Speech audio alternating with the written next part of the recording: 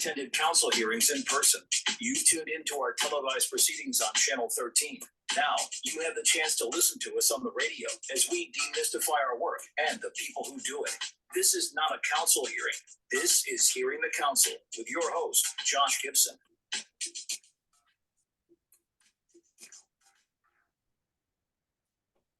Thank you, deep voice person with a funky backbeat. Indeed, this is not a council hearing. This is Hearing the Council. You can't have a government without a council, so you can't have a government radio station without a council show. This is it. I'm Josh Gibson, Director of Communications for the DC Council. You may also know me as our voice on social media at Council of DC. We're thrilled to be back with another Hearing the Council episode and to welcome back the sophomore interview of one of our newer council members, Ward 3's Matthew Frumin. So, thank you very much, Josh. Great to be here. Great to see you. I'm always nervous for the second one because, you know, anyone will do the first one, but to come back for the second one, that says something. And once again, I have to compliment you on the your art. You had a great painting last time and a different great painting this time. You know, I don't recall what we had last time. What you're seeing there is a bird's eye view of Jackson Reed, what was once Wilson High School. And it's done by my wife, Lena. I think the other one was done by your wife, was the boating scene. Oh, yeah. That's across from me right now. Yeah. That's my kids in a canoe. 2 of our 3 kids in a canoe. If you come up to our office and look around, you'll see a lot of Lena's art, a lot of other art as well, but very much has her stamp on it. Very, very, very cool. Well, it's and I did saw you from afar at the Hacks and Flacks event, the going away party for Martin Ostermule from DCist and WAMU. And what was intriguing about that to me was that Mary Che was there. So the question I was intrigued about was, how is it to travel the world and see a predecessor? Excuse me. Bless you. Bless you. You know, I saw you all, obviously she retired, you guys are on good terms, but that must just be so odd to see the person that preceded you and the person who followed you in the same room. Yeah, you know, I did see Mary. I was in a conversation and I saw Mary over talking to somebody else 10, 15 feet away. And I thought, oh, wow, that's great. And I was going to go say hello. And then I don't believe she stayed for that long. I didn't, by the time I finished the conversation, I was in the middle of, I couldn't find her. But I'm on great terms with Mary. Look to her for advice. I think it's great that she came out. I'm sure she felt like she dealt with Martin for many years and wanted to show respect, which I think is fabulous. And she, in the process, would see lots of people who she'd been working with. We missed each other, but see her sometime soon. Gotcha. Well, our topic, you know, our first interview was the traditional getting to know you biographical deep dive, but now you're in the meat of things, and we're going to talk policy today. And I think that for the interview, we're going to talk about your Ward 3 for All platform program policy. So why don't you give me the thumbnail on what inspired you to propose that and what it constitutes? Yeah, so, well, thank you for that. The idea is Ward 3 has been seen as a place apart over the years. And I don't think of Ward 3 as a place apart, but I think sometimes it is seen that way by folks in other parts of the city. And I think that it is very important that we be sending a message of welcome to people of all backgrounds in Ward 3. I just happened to be sending on some historic demographic data that's fascinating. And this is a thing that I worked on before I was on the council. I was very active on affordable housing issues with the Washington Interfaith Network. If you go back 100 years and look at the demographics of the city, At the time, the city was about 2/3 white, 1/3 black, and the demographics change over time in lots of places in the city. And you see some parts of the city that were once entirely white become entirely black. And then as you get later into closer to 2000, 2010, 2020, you see places that might have one day been white, then became black, and then are becoming gentrified, and the demographics are changing again. But a thing that is striking when you look at those maps over time is every place in the city changes a lot, except Ward 3. Ward 3 is stably, very heavily white. And then the question is, why is that? And why is Ward 3 not changing over time in anything like the ways that other parts of the city are? There's been some change, and I think there's reason to be encouraged that we're making progress. But a thing that I think is important is that we guarantee and send a message that Ward 3 is welcoming to people of all backgrounds, because I think we all benefit from being in a community that is diverse with lots of different perspectives and lots of different backgrounds. And that's a thing that over the years, Ward 3 has lacked, and I think would be good to change. So that's where that message comes from. I wonder how much from a demographic standpoint, how much of the demographic stability comes from literal stability. You know, tenure at current address, I'm guessing, is a strength in Ward 3, that folks are there, they get there, they stay there. It's less transient, I would think, than the rest of the city. And I would think that would be part of why it's baked in. But I don't know if you know anything about that. But yeah, I mean, I think that that's an interesting observation. But I'll tell you a thing from my experience, and this is, clearly very delicate territory. So one wants to be careful about the way in which one speaks about this, but I do think it is important to acknowledge and confront it. So I give you an example that when I was a young lawyer, my wife and I set out to look for a place to live. We had our first child and we wanted to get out of an apartment. We needed to figure out where we would go. And so we looked all around, and we found first a house that we rented in Ward 3, and then a house that we eventually bought in Ward 3. And Ward 3 felt to us very familiar. It felt like the places where we had grown up. And so it felt like a comfortable fit for us. We didn't think about why that was. What shaped the places that we grew up? What shaped Ward 3? That was not part of our consciousness, honestly, 30 years ago when we were looking for a home. I had a close friend, my closest friend at the law firm that I was at was African American, and I encouraged him to look in Ward 3, and he never did. And it puzzled me at the time, because I would say it, or he was looking, I was looking, and I would suggest that he look, and I thought it would be fun. We'll live together. We'll live near each other. It'll be great. But he never did. Then in around 2018, there was a story in the Washington Post magazine, buying a house while black. And it was a young couple that was looking for a place to live. And they looked in all different kinds of places, and they found places that checked all the boxes that I needed checked for me and that my colleague needed checked for him. Good schools, safe, comfortable neighborhood, green spaces, parks.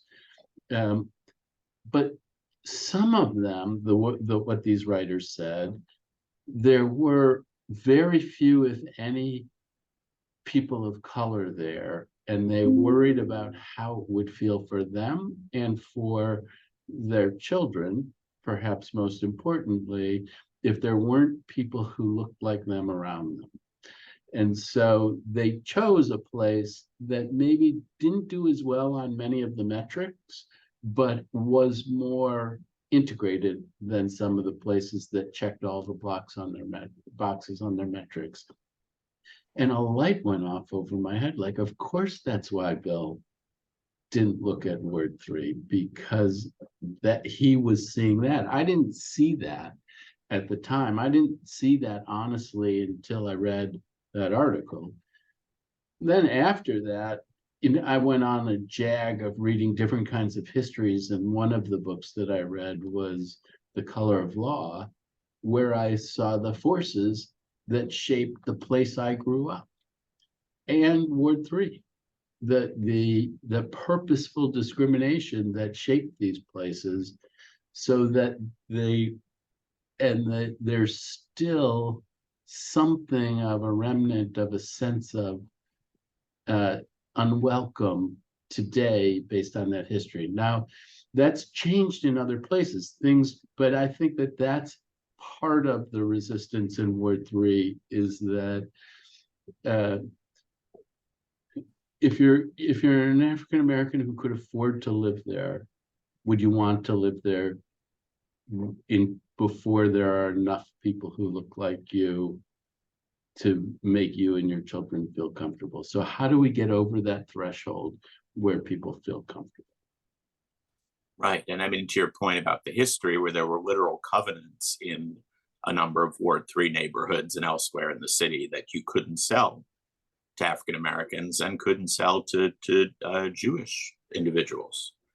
Well, I mean, that's absolutely true. And another thing that, is part of we're all going through a kind of, well, I hope we're all going through a kind of an awakening and sensitivity about what this history means.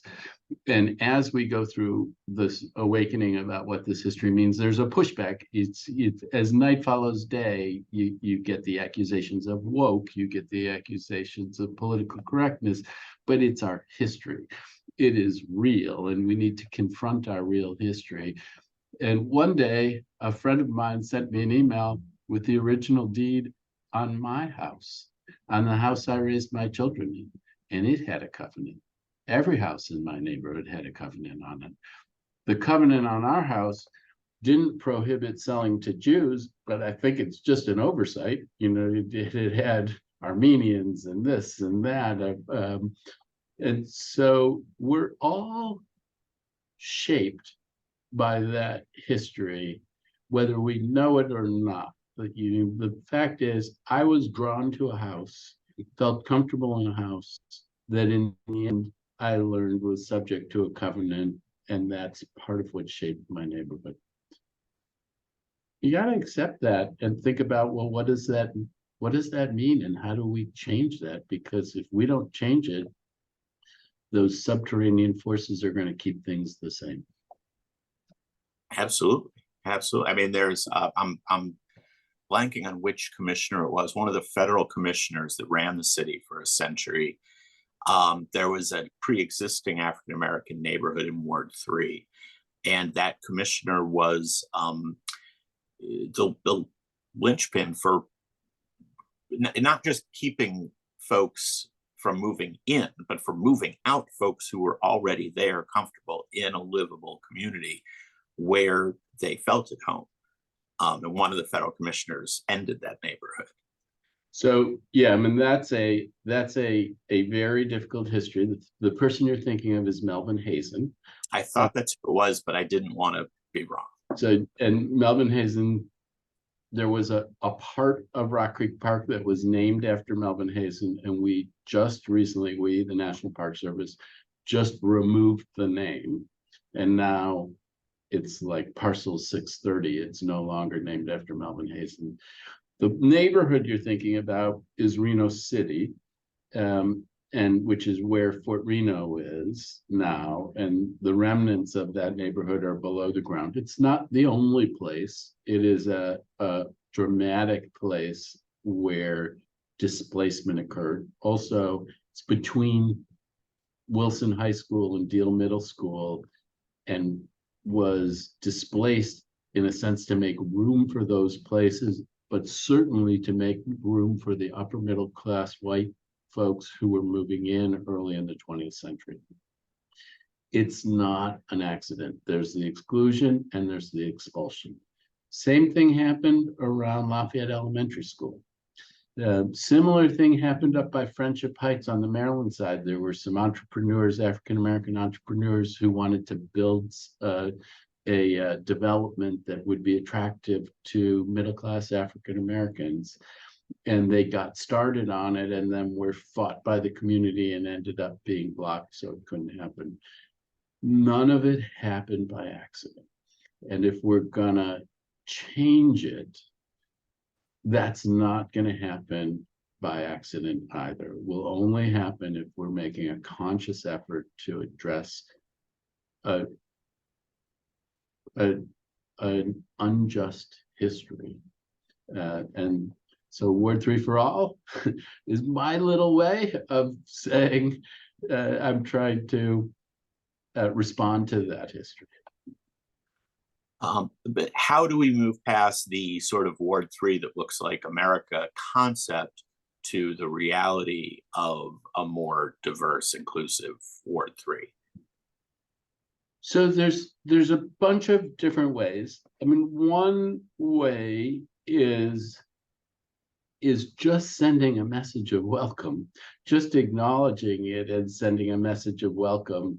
And we're making incremental progress. But the more sense of welcome that we convey, the more new folks will look at it and say, you know what, maybe that does work and would be an attractive thing. And then you get over the threshold, because there's a threshold. And I don't walk in the shoes of an African-American. I don't know how many people who look like me I would want to see around me in order to feel comfortable enough to say that could be home. I don't know the answer to that, but I don't think it's 100%. And I don't know exactly what it is, but I think we can move that way. A different thing is building more housing and attracting more people, a different thing that you can see if you look around the city is where new housing is being built and where new affordable housing is being built, including for middle income people, 60–80% AMI. And we have some new housing that's been coming on stream, but we lag other parts of the city in building new housing. So if we build new housing and including affordable housing that's accessible to teachers, firefighters, police, that can be a path to get there. And that's a thing that I pursue in every neighborhood, looking at what are the opportunities. Now, I come from the ANC experience where I both want to add new housing and density, but I'm also very sensitive to the way in which it impacts neighbors. So it's not just a blank check of building new housing, but it's building housing that has appropriate transitions to the neighborhoods and things like that. But we need to increase our housing stock in order to, as a part of attracting new people. And here's where I really get in trouble, Josh, because there's a imperative need to serve very, very low income people, and we need to provide housing for the lowest income residents. But it isn't exclusive of the very low income people, but I also think that it is very important that we be attracting middle and upper middle class African Americans who can afford to live in the community as part of that, because I don't think you want a place where you have very high income white people and very low income people of color only. That doesn't create the social chemistry that I think you want to see.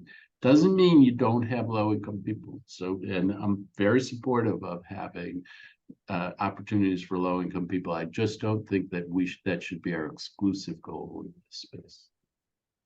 Word 3 for all. There is a challenge in the sense that in a less dense ward and in a ward with less diversity, income diversity, should Ward 3 shoulder a disproportionate impact if we do need to add density and if we do need to economically diversify the ward? Should Ward 3 carry more than an eighth of the weight? Because it's, I don't want to phrase it as a problem, but it's more than an eighth of the problem in terms of the pre-existing mix not being balanced. Yes, so Ward 3 does not carry a disproportionate burden, like I said, in terms of the housing that's being built. It's probably less in Ward 3.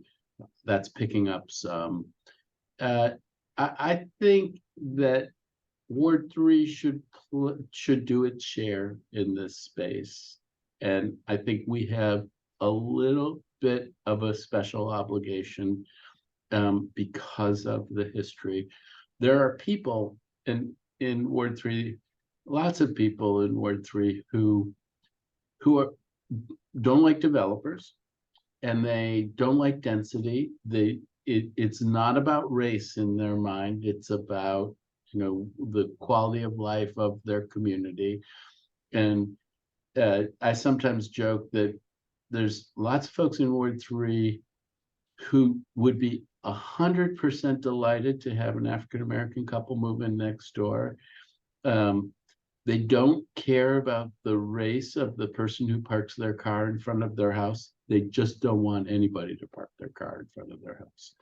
And so when folks like that feel like they're being told they're racist because they're opposing development, it infuriates them and is not productive.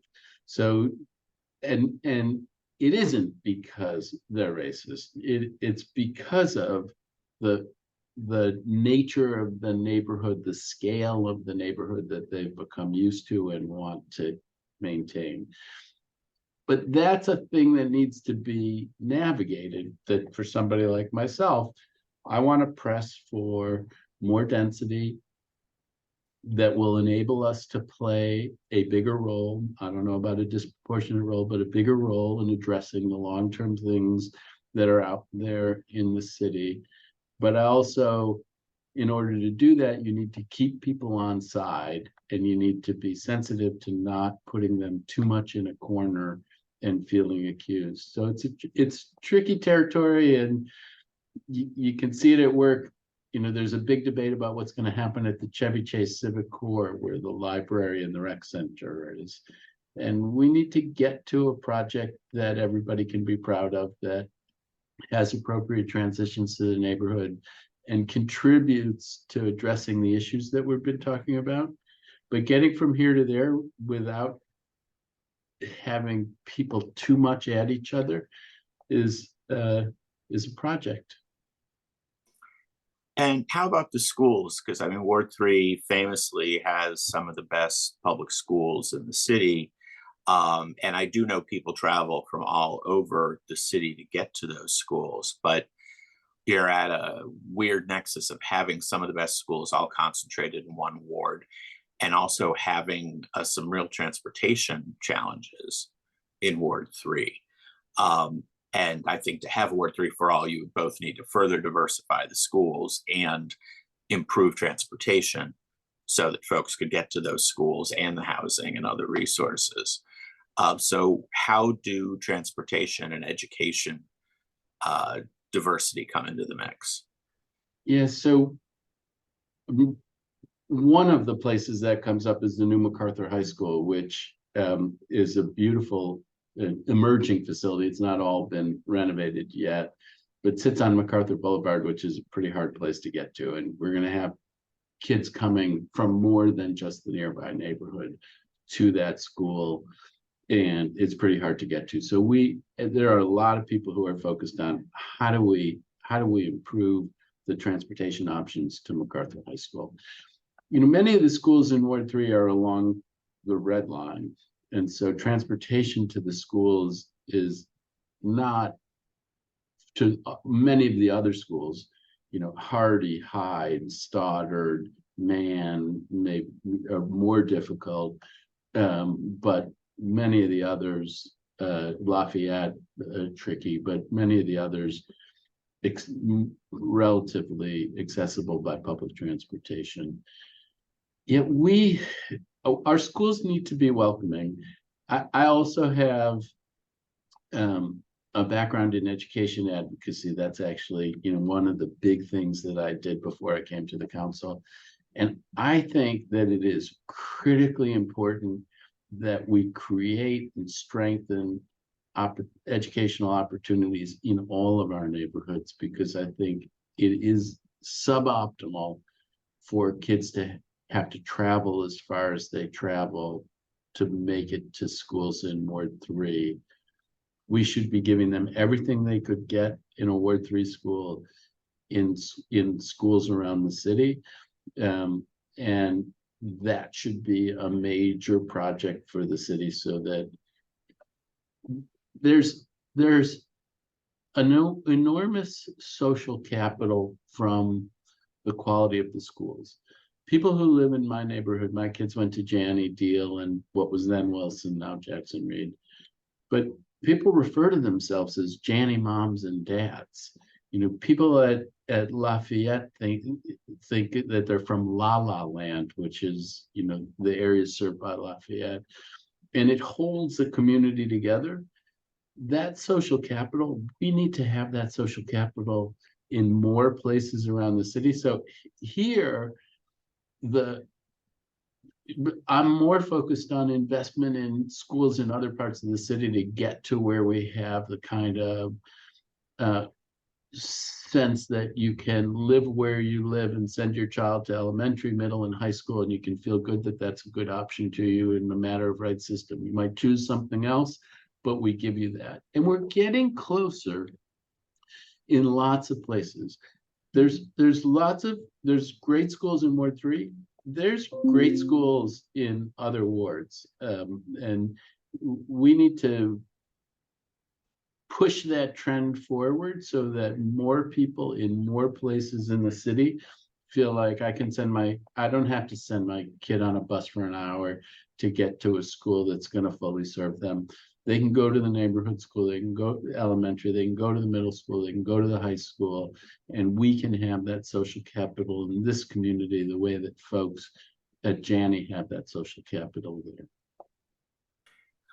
Now, looking at the talking points on the Ward 3 for All plan, we've talked about a number of these: neighborhood schools, affordable housing, economic opportunity, safe streets, healthy neighborhoods, seniors, local arts. Some people would push back that if each ward is taking an even share of government services, that some of the services that folks might consider less desirable should be evenly spread across the wards just as much. How would you push back on the concept that Ward 3 does not have a fair share of residences for homeless, informally homeless individuals? I know they did that. There is a Ward 3 shelter as part of the breakup of DC General, but drug treatment facilities, halfway houses, things like that are critical to our city, critical to our residents, but they're not going to get the same positive response from some neighbors, as you already pointed out, about increased housing density. How do you what are your thoughts on that, and how does Ward 3 do its part to take the challenges with the opportunities? Everyone wants a great new school and great new transportation options, but how do you deal with the challenges? So I'm smiling because you said, everybody does the first interview, which is all fun and games, and the sophomore interview is a little bit different. So, and I'm delighted. I'm delighted to do the sophomore interview, and I'm delighted to do the junior and whatever other interviews there are. I think that there's more happening in Ward 3 along the lines of what you're talking about than you may be aware of. That doesn't mean that there's enough, because I don't think that there's enough, but I'm thinking of Woodley House on Connecticut Avenue that is a really special place. Thinking of the Psychiatric Institute of Washington, which is up on Wisconsin Avenue. I mean, if you're thinking about some of the transportation infrastructure, we have the Western Bus Garage. So I think there may be more than is visible to you. We also increasingly, there are tenants in many of the buildings who are benefiting from vouchers. And in some places that's a great phenomenon, but in some places it creates a certain set of issues that everybody along the way on that issue acknowledge, and we're trying to figure out how you can best address it. The Brooks, which is the transitional housing facility over on Idaho Avenue, is a great illustration, because and maybe I told you this story, but I tell this story often, that when I was knocking on doors in Western Cleveland Park, near where the Brooks is, 2 or 3 blocks away probably, and I knocked on somebody's door and he said, "Hey, will you sit with me? I really want to talk with you about something."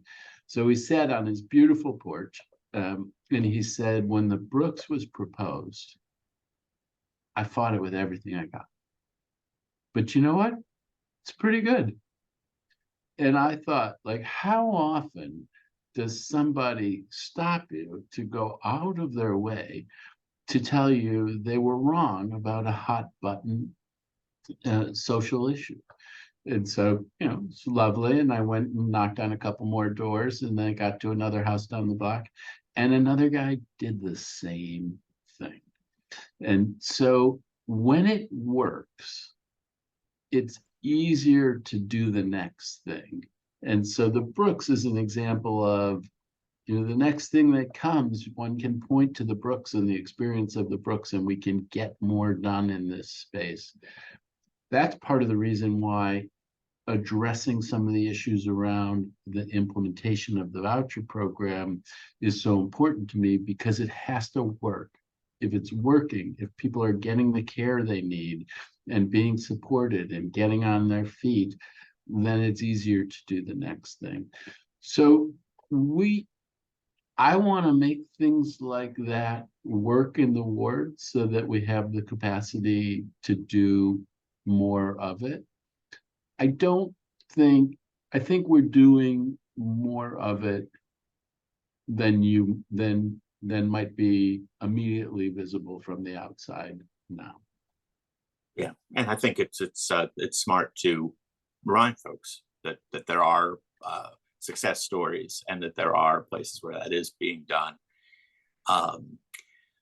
Because that there was a incident during COVID when folks were being housed in Ward 3, and there was some misperception about who was being housed, and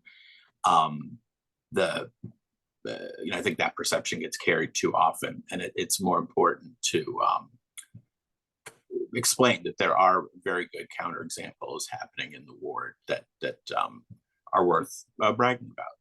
Yeah, and and this is really tricky territory to navigate, and that was it was unfortunate the way in which the heat around the episode that you're talking about got turned up,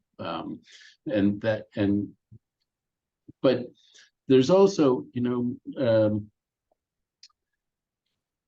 we had a work day in the ward, and this young woman came, and she was living in the neighborhood benefiting from a voucher. Her kids were going to one of the local schools, really doing great. And I asked her, were the kids going to go to the middle school? And she said no, that they might go to the National Cathedral School, which is a very one of the finest schools in the area, private school, and that she said she was being sponsored by people in her church. And it's just so lovely. I mean, here this woman moves into the community, is but it becomes part of a church community and might benefit in the way that I was talking about.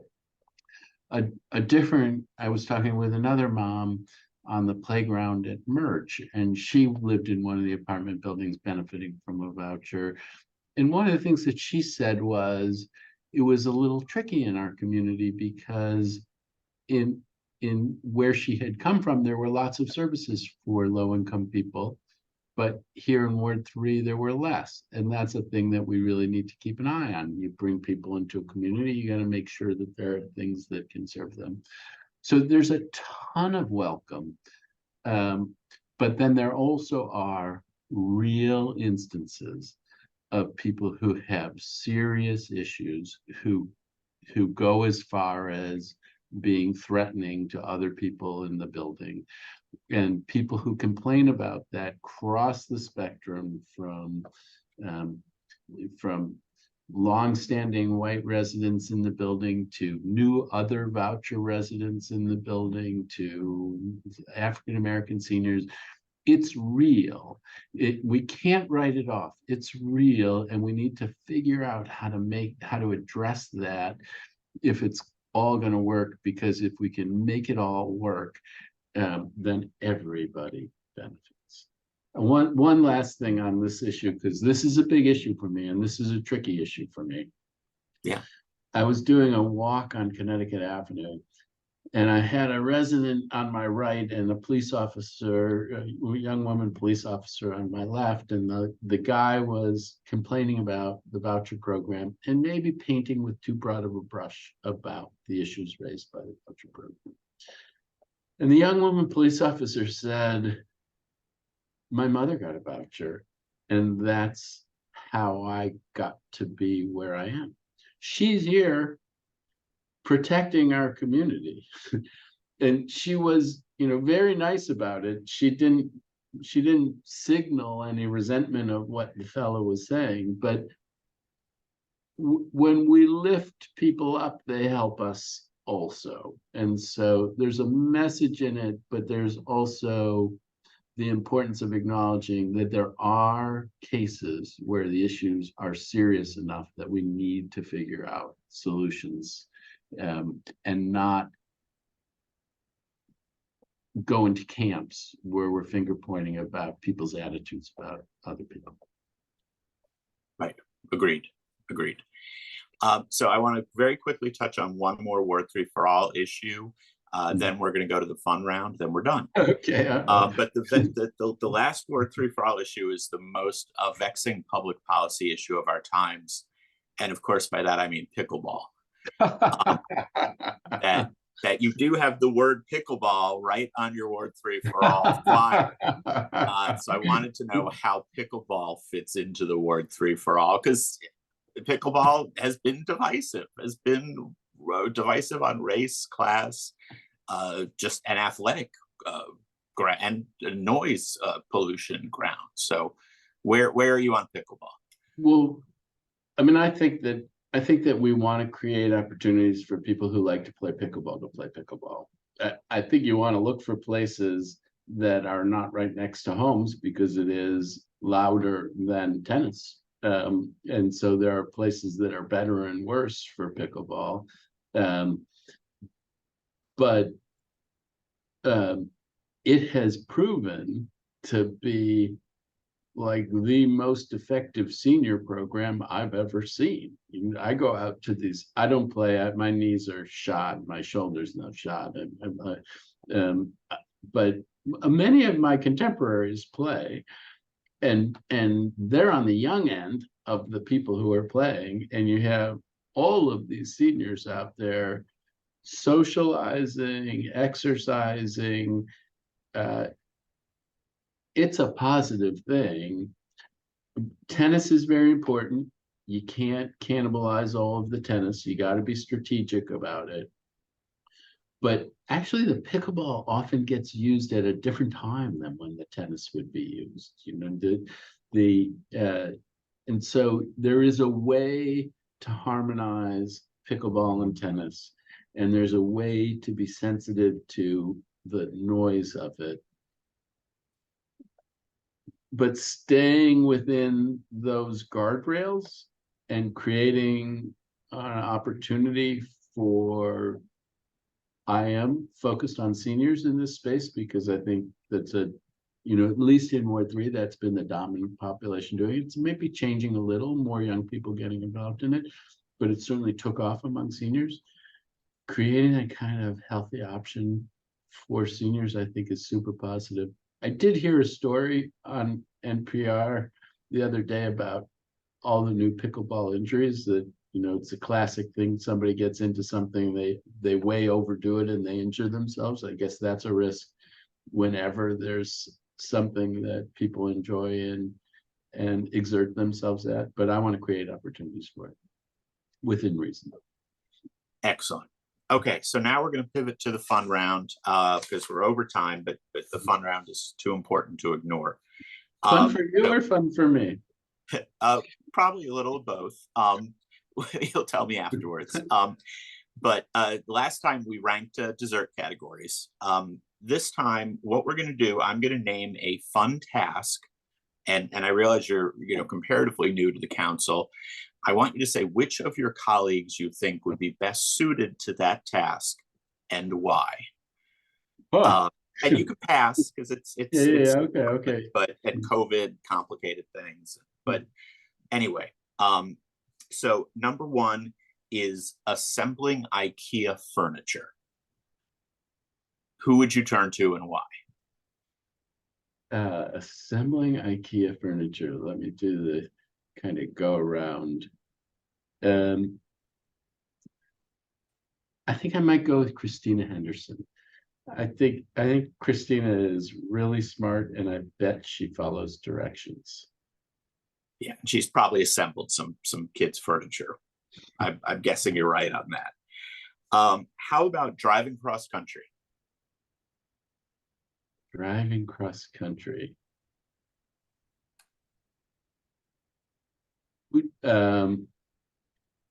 Could be because you think they're good at driving. Could be because you would enjoy being with them for several. Oh, this is a thing that we're doing together. Yes, yes. That we're driving. Yes. And also putting together the IKEA was together. Okay. Robert White. And why is that?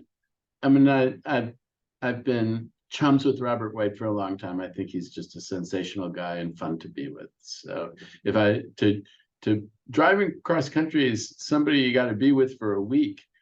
You got to choose that carefully, but I think it would be fun to do that with Robert. Absolutely. How about cooking up a feast?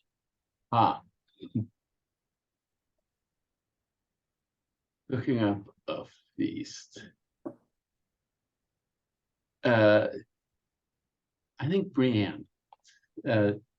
Brienne, I'm from Michigan. Brienne's from Michigan. Like Brienne, it's like could almost be family. So be like I think cooking up the Passover feast with Brienne would be fun.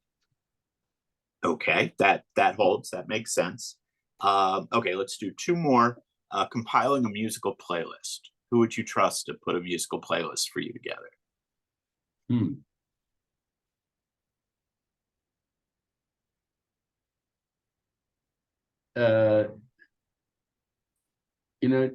I'd give Kenyon a try on that.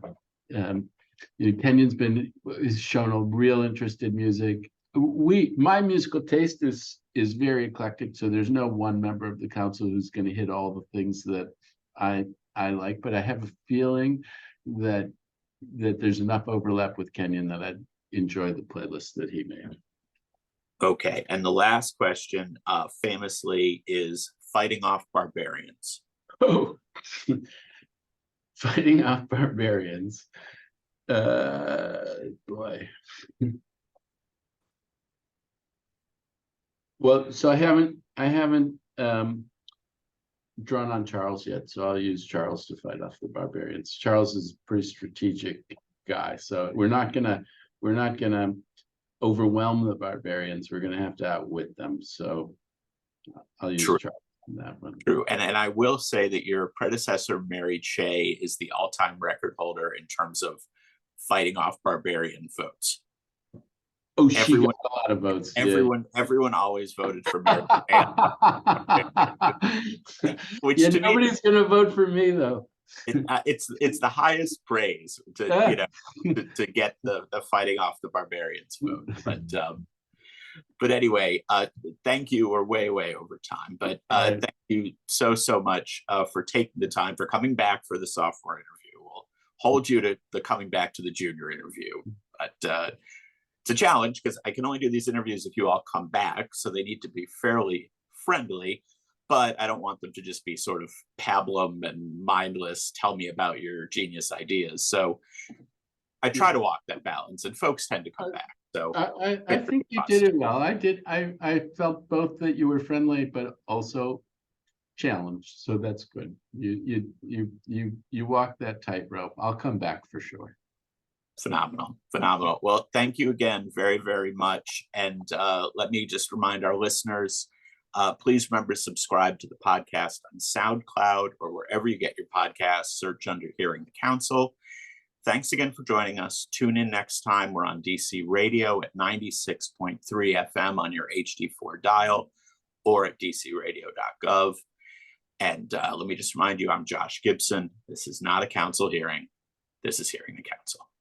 Thank you so much again, Councilmember. I'll talk to you next time. Thank you. Talk to you soon. Bye-bye.